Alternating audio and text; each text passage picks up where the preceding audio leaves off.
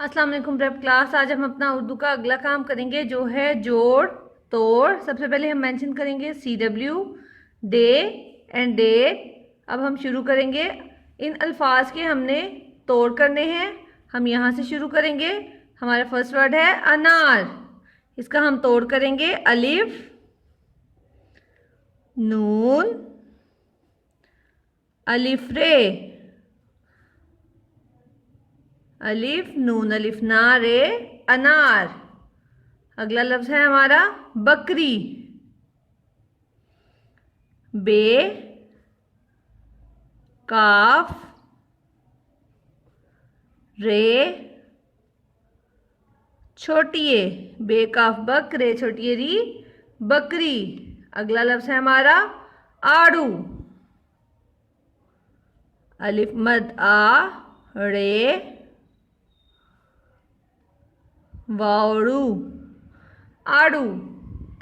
अगला लफ्ज है हमारा पीला।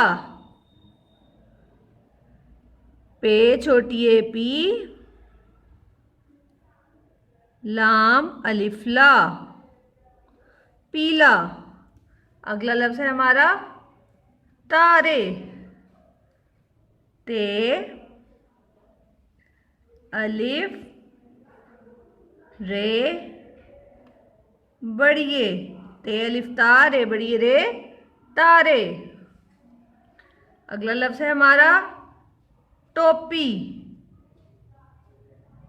टे वाओ पे